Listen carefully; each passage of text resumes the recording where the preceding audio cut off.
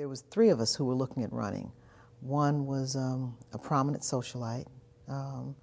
Another was a federal judge, former federal judge, and me. And I was the only one who had run for office before. And so the people, as the organizers came together, the women primarily from National Organization for Women and from other women's groups, got behind my candidacy. And you know, at the time it was, oh, you know, she doesn't really have a snowball's chance, but I was out there and I was running and running hard. And that was that's how it got started. And it wasn't with the real concern that I was going to win or lose, just that I was just trying to do the right thing. And that really is the year of the women. After the first year of the women you mentioned a moment or so ago, because all over the country women are energized by this, the Thomas nomination and the votes for him. And many, many women are elected public office. Let me tell you something I remember about that race, because I was in Georgia at the time, it's in Illinois, I couldn't follow it very closely. And I knew Dixon to be kind of a hack.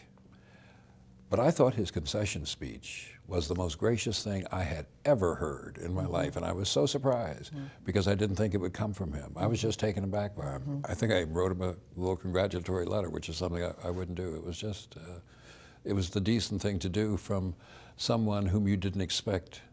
Graciousness. Yes, at all. Well, I'll tell you something, it's interesting because as that race, what happened in that race, and again, people think, you know, as a friend of mine said, folks think you were born at the Democratic Convention, but, you know, obviously all the politics has a history to it. And what happened was that Dixon was challenged, and by not only, I was not the only challenger.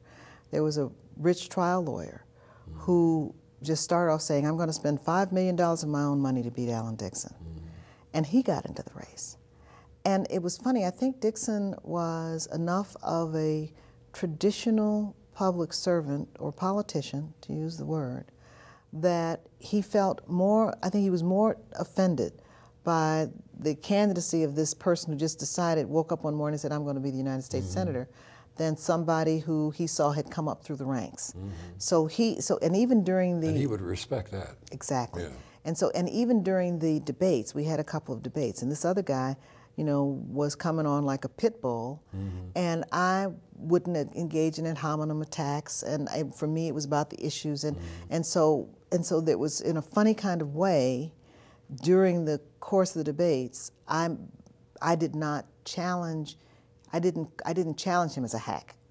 Rather, I challenged him on the issues and stayed there. Whereas this other guy just kept coming at him, and it was negative campaign, negative campaign. And I think Dixon, that made the big difference. And as between the two of us, I think he might have seen something, gotten no small pleasure out of the fact that this guy just blown $5 million of his own money.